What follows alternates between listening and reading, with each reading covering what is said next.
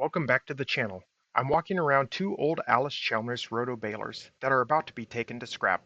We are in the process of cleaning up the farm, and it's time for these machines to go. I remember my dad using one of these when I was a kid to make small round hay bales to feed the dairy cows. The bales could be made 14 to 22 inches in diameter and could weigh from 40 to 100 pounds. The balers have not been used for over 30 years and have sat in the same spot the entire time, and the earth has already started the process of reclaiming them. One machine was used for parts to keep the other one running. I like opening latches on the old machines to see what treasures I can find, although I never find any. This one still has a few rolls of baling twine. I have a feeling it would be no good after sitting for so many years. Plus, it appears a bird has made a mess on the top roll. That lid took some effort to get it to latch. I love the old-time latches like that. They seem to be very simple, but work very well. I wish some of the new machines were that simple. Doing some research on the Allis Chalmers company, these balers started production in 1947. They went out of business in the 1990s. I'm not sure how old these machines are. I remember growing up on the farm in the early 1990s, and it was not a good time for farmers. Well, at least it was not a good time for dairy farmers. So it makes sense that the AC company went out of business at that time. The small round bales were nice because they could be left in the field and rained on, and they would not be ruined like a small square bale. Although it is not best practice to leave them out in the rain, you could get away with it. A bad thing is that you use the metal hook to move them by hand. One memory I have of these balers is that my dad was having issues with them plugging, so he would have me drive the tractor and he would walk beside the baler. When it would plug, I would stop the tractor and he would use a pitchfork to clear it out and get the hay to feed back in normally. I love to see all the mechanical gears, belts, and pulleys used to transfer power. Now moving on over to the second machine. This machine was not lucky with the tree coming down on it. I'm happy there was not much damage to the hood. I see this machine has a white hood and the other has an orange hood. I see pictures of machines that have white hoods. Maybe those were more common. I'm sure someone out there knows the difference, or at least what years were made orange versus white. Or is it the orange one is so weathered that the white paint has come off, exposing the orange paint under it? Comment below if you know. I would love to hear more about it.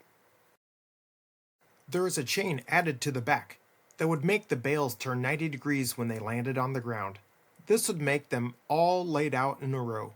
My dad used to have what he called a bale picker-upper that would pick up the bales behind the tractor, and the bales would be loaded onto a conveyor, and it would lift them up and dump them in a wagon. Having the bales in a straight row allowed you to drive the tractor and pick them up.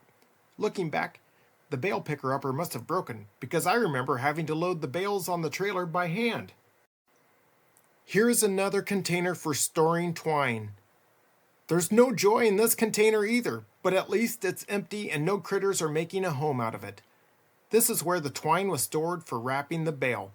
I remember my dad stringing the twine from the bottom roll up to the top roll and tying the twine, then setting the second roll on top of the first. The twine was then strung through the hole in the top of the lid and out to the bale chamber. When I was a kid, I remember going around these machines and having a lot of fun. This bale counter brings back a lot of fond memories from my childhood. I remember having great fun moving the lever to see the dial counting up. I am not a fan of scrapping these old machines, since I feel that someone would want them for parts to keep one of their own running. But it's hard to find anyone that is interested, let alone willing to pay scrap price for them. Over the years, my parents have sold these machines twice, but each time the buyer never came to get them. So here we are today, sending them to the metal recyclers.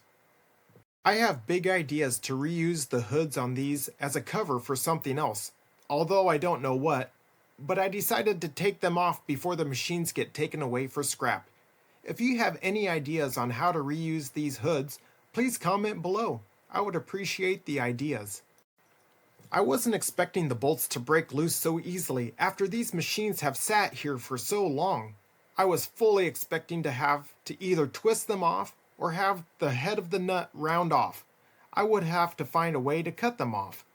One machine must be older since it has square heads, and the other has newer hex head hardware.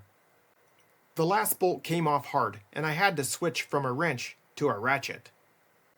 One reason I am not a fan of parking machines under Mother Nature's machine shed, which is farmer talk for outside and sometimes under trees, is that the trees fall down in storms and damage the machines. This hood did get a dent in the top from where the tree fell, but I think I can get it out, and it will still look good. After seeing those machines sit there my whole life, they really look strange with no hood on them, but I am glad I was able to salvage them, and I plan to have a future video of repurposing them into something else. If you like what you see here, please hit the like button and subscribe for updates on new videos. It really helps the channel out.